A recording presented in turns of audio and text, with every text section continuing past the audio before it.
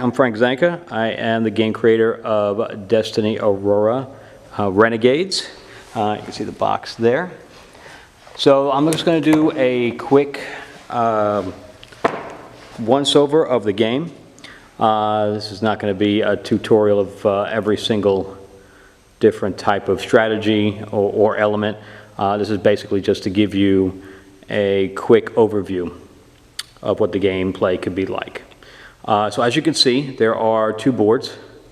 So you'll have the game board on the planet's surface, and you will also have the gameplay on the orbital side in the space.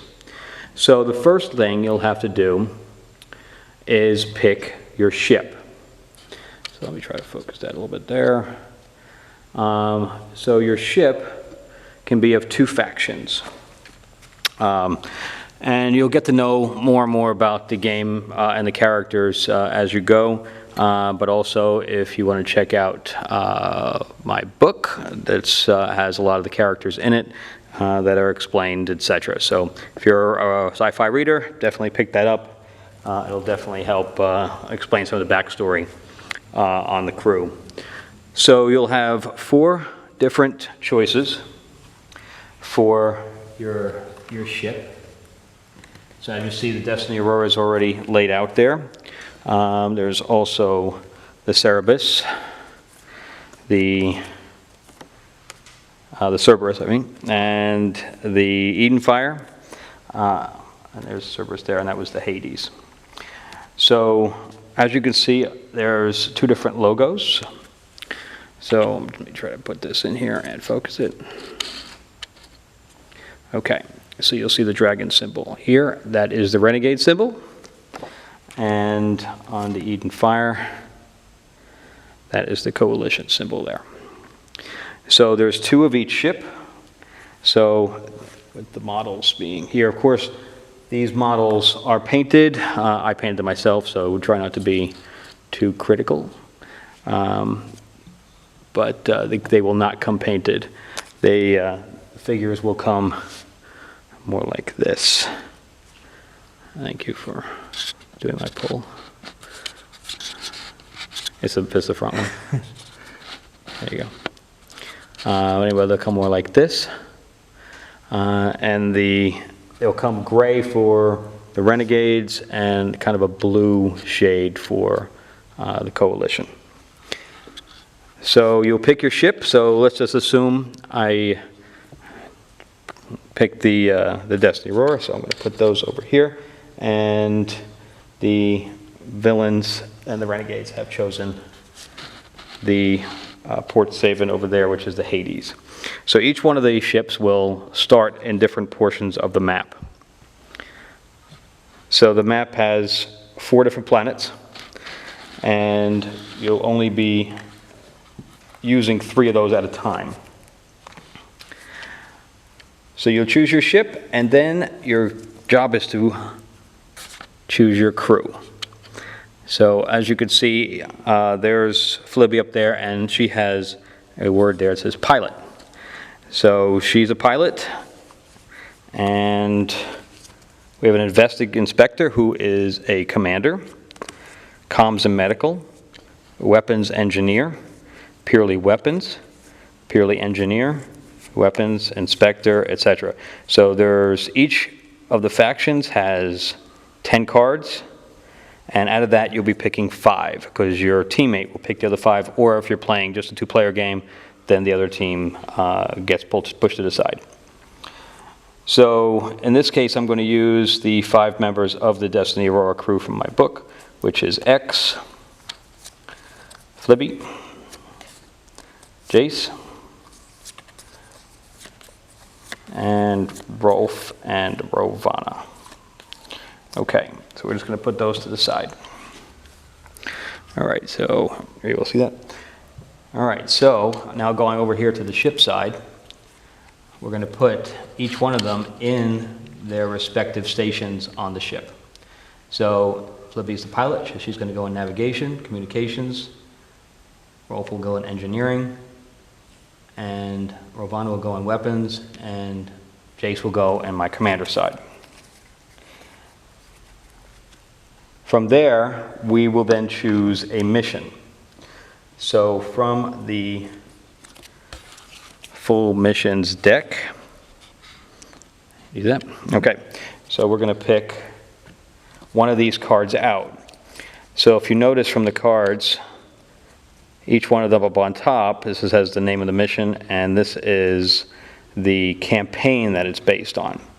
So if you and your friends say, well, let's play a campaign of Civil War, so you'll probably just pick out, and some of them have multiple, you'll just pick out 3 to 5 Civil War campaign missions and then make a campaign based on that. Or you could just do a single mission, and you're going to say, okay, I'm going to, and for what we have here, we're going to do, let's see, there's 16 of them here. We're going to use the taken one. So I'm going to put the rest of them aside, and then we read the mission. It says, after a mission gone wrong, 2 of your crew have been captured by the dregs. You're locked in a room with a guard, and you will have to overpower him in an effort to get back your gear. Your ship has been tracked you to the planet, but a disruptive field is in place which is preventing them from landing. So your ship is stuck in space, and you are stuck on the planet's surface. So there's a setup. Use the security room center tile. And what that means is, I know you can't tell from this, but each one of these is actually a puzzle piece. So there'll be 9 different puzzle pieces to make up one board. So you'll be using 18 at a time. So it'll tell you you need to use the security room, and all the other tiles are random. So what we'll do then is we'll go to the planetary location deck, and we will pick out the security room, because we know we'll have to use that one, which is right here. It'll also tell you if the room has any special abilities, which you may or may not use. That's not mandatory. So you'll take that one out of the deck, and then from there you will choose randomly with 4 corners and 4 sides. So that's a middle we just used. So we're going to have the stellar cartography room with a center piece, so we're not going to use that one. A waterfall side piece, a training room corner, etc. So that's how we then build a board, and we do the same thing for the orbital side. So we have an orbital deck, and we have wormholes and derelict ships and asteroids, space stations, etc. So you'd build the 2 boards out of that, and so no 2 missions will ever be the same. So from there, with this particular mission, now we have to pick 2 of our people to be taken into custody or captured, etc. So what we do is we'd say, okay, which of our characters do we need on the ship, and which do we need really on the planet fighting? Because the ship itself runs based on your crew. So if you notice, let's go through the actual cards on the character side. So these are their skills on the ship. So they have a leadership, a search and scan, a tech value, a weapons value, and a pilot value. And then she gets, obviously since she's a pilot, she gets bonuses based on her pilot ability, and that's her health. So, and this is her recruit. If you're recruiting new crew members, that's her cost. These represent how many die you actually roll, and you need a 5 or a 6 to pass certain tests. So obviously, she's going to be better on the ship than she will doing in engineering or anything to that effect. So if you turn her over, now these are her powers and skills on the planet's surface. So everything, basically, as you noticed, this is planetary, it's red. Anything that's red basically deals with the planet, and anything that's blue deals with orbit.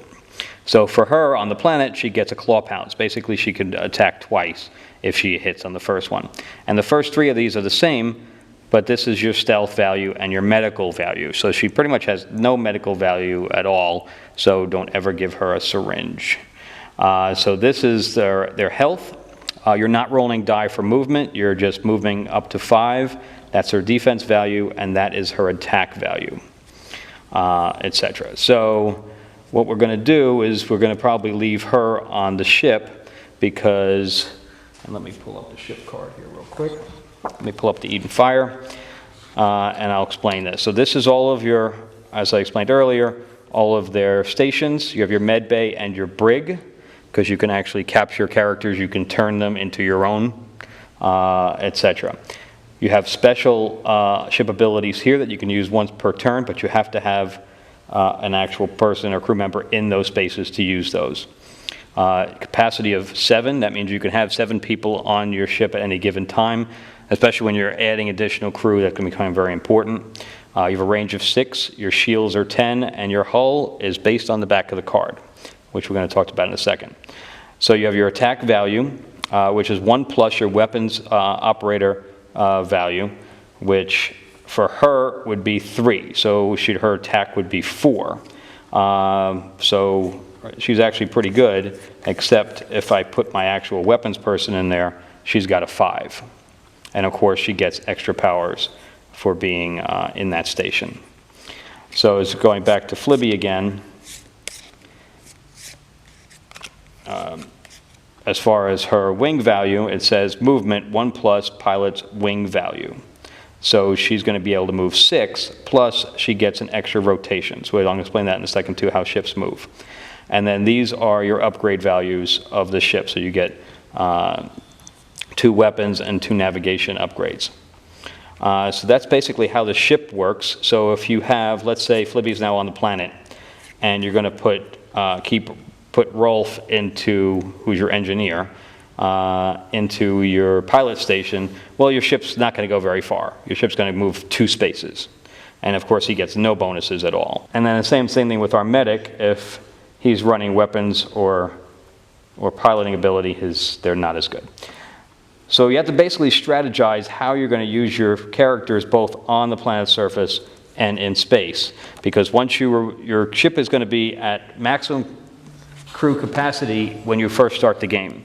After that, they're going to turn, it's going to turn to a skeleton crew, and your ship is going to be hindered greatly. So what we're going to do is I'm going to put Jace on the planet's surface. He's got a 5 attack. He's also great with sword wielding. He's got a sword master, plus 1 to 2 attack die for melee attacks, etc. So we're going to put him there. And then I'll probably have, I'll probably bring Rolf with him. He can actually build grenades based on his tech skill. So we're going to put him on red, and everybody else, I'm sorry, I'm blocking the camera there for a second. Everybody else will be on their blue side, because they will be on the planet's surface, on the ship. So we have planet surface and ship, and of course your opponent will do the same by building their crew. Now, as far as moving on the orbit ability and attacking, so in every single mission card, you will have the color of the planet that they're using. So we're going to say that the color is red, so therefore our target planet is here. So my job is to get from there to there. However, we're stuck right now until they can lower the shields on the planet surface, which allow us to land. So now what we can do is we can pick up salvage in the meantime and battle our enemy. There's other stuff that's going to happen in space as well, but we'll just keep it simple for right now. So I'm going to start off on Earth. My opponent's going to start off at Port Saven, and again, the mission planet is here. So with Flibby being in the navigation section, we're going to take him off, and we're going to take him off, and we're going to put them on the planet's surface. So now, this is my new crew left over. So Flibby is going to be able to move 5, plus she has a rotation. Now in space, you cannot move diagonally unless you rotate. You can only move in one direction at a time. So I can move 5, so I'm going to start off diagonal. I'm going to go 1, 2, 3, 4, and we're going to put this here. And I'm going to do a rotation of 5. You can rotate 360 degrees and count as 1. But I know my opponent's coming at me. I want to be able to fire at him. You can also go in full reverse, the same thing as a ship, any ship would be able to do. so I can actually go back one if I wanted to. These things are salvage, these tokens, so I can pick that up if I wanted to as an action. Each one of these things, each one of your characters and ships gets 2 actions. So movement would be 1 action, attacking would be another. You can move, you can move, attack, you can move and interact by picking up an item. You can scan is free. The only thing you can't do twice is attack. So it's completely up to you how you're going to balance that out. So now there's a possible extra upgrade here, but it can also be booby-trapped. So it could explode, which then cause my ship damage. So if your shields go down, so my shields are 10. Of course, that makes things easy because you can use percentages. Oh, my shield's down 50% with 5 damage, etc. So if my shields go down, I then turn the card over, and you can see that it's got red alert all over the place, and obviously I'm seeing some damage in the art. So you only have 6 hull now, so you only have 6 more points before your ship is disabled and your extra abilities have gone down, and of course all of this has gone down, so you're really crippled. When your shields go down, the other problem is that you may be boarded by opponents. And if you're boarded by opponents, they can fire at you and take over your ship, so you sure do not want to keep your shields from going down. So now I want to scan this because I want to make sure that doesn't blow up on me.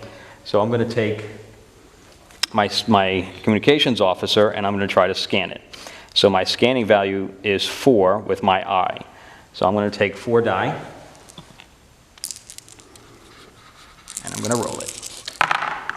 And with those 4 die, I need 1 5 or 1 6 on those 4 die to be successful. So I've got a 6. So I am successful, so I can peek at it. And I got absolutely nothing. So I'm just going to leave it there for my opponent to possibly say, oh, maybe it was something good that I just didn't want to take or whatever, or they just realized that it's going to be nothing. So I didn't take it, so I still have another action, so I can still move if I wanted to. If I took the item, that would be my second action, or I had done 2 actions and I can still look at it, I just couldn't take it till the next turn. And that's basically how this side of the board works. As far as attacking, if my ships were within range of one another, my weapons officer, which is Ravana, has a 4, so plus the 1 for my shields being up, so I get 5 dice to attack with. Plus she gets +1 to 1 ship's rolled attack die, which I'll explain right now. Plus I get +1 to range. And the rest of it we'll explain at a different time. So I'm going to get 5 die, and I'm going to roll that 5 die. So anything that's a 4, 5, or a 6 is a hit. So therefore these 2 are not going to hit, so I'm only going to be down to 3. But she also gets a +1. So I can even turn that into a 5. I can either have a 4, 5, or 6, or I can turn the 6 into a 7 and make it a critical which cannot be defended against. But in this case, I'm going to make this a 5. I could have also made a 3 into a 4, however, I only got 2s. So the defender will then roll 3 dice because I have 3 hits. So it'll try to defend against those 3 hits. If they have a defense, of their pile in there, guaranteed they have a defense. So if they have a defense +1, they can turn that into a 6, and I would be doing absolutely no damage to that ship. And that's basically how attack and defense works in the planet, and it's exactly the same on the planet's surface. So as far as now on the planet's surface, these obviously, all the figures, again, none of them come painted, but I painted them. And of course these are 3D printed, they're going to look even nicer when we actually have the mold done.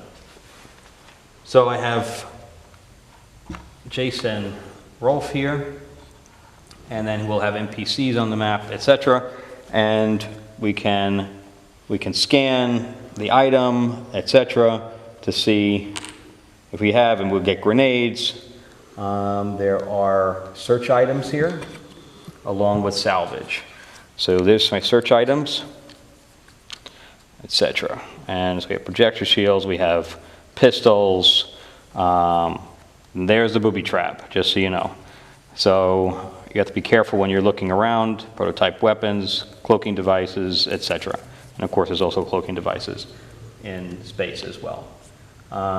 Then when I would, in this particular mission, when I would escape, I would automatically have a weapons armory, starting weapons armory, and I can automatically put this towards my crew.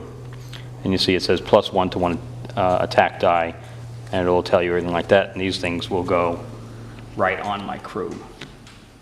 And since Jace is a sword master, he would get the blade, and that's kind of how you stack everything.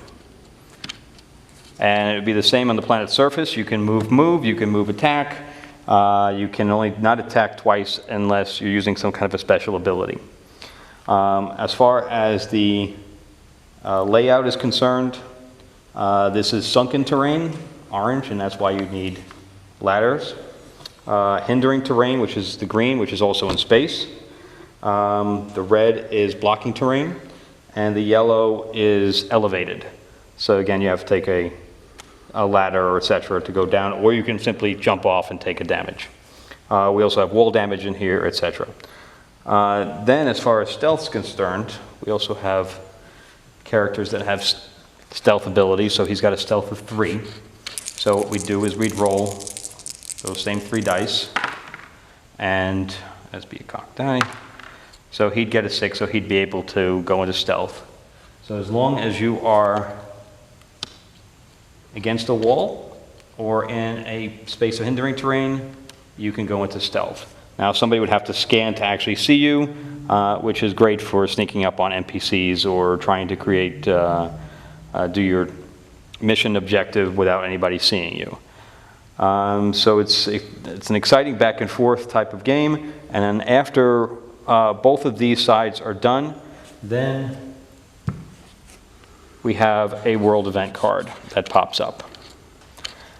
Now, the world events come up from creature attack, fighter attacks, enemies, a fire on the planet's surface, a meteor storm, mutiny on your ship, etc. Prisoners, you can take prisoners, earthquake, of course healing, security system, drones pop up, and other fighters.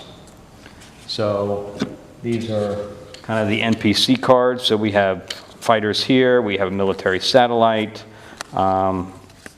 we have others, warriors, commanders, and then I have a couple of cheat sheets. And so there's plenty of sci-fi flavor to the game, enemy attacks, etc.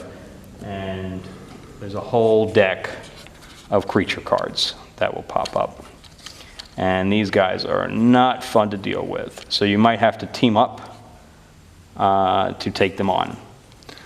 So there's an entire booklet that the missions refer to. And this is being laid out right now. But after you go through 3 missions, you say, okay, now we're going to go to our epic endings. So in this core game, it'll come with 3 different epic endings. And one will be Civil War, Mutagen, and Portal. And for each of these, you may have to go into an all-out war. You may have to team up with your opponent to save the galaxy. So again, very exciting stuff. It's very strategic once you learn it. And of course, gaining additional crew, gaining additional upgrades is also always makes things more fun. Again, this is just a very quick overview of how to play the game and the different components. And you can see there's plenty of them. I haven't gone into what the different types of weapons and stuff like that. But again, we'll deal with that more as time goes on. And again, if you have any questions, definitely email me at fzanca@destinyhorizons.com. Looking forward to seeing you guys play more of these as we go. And definitely check out the Kickstarter game.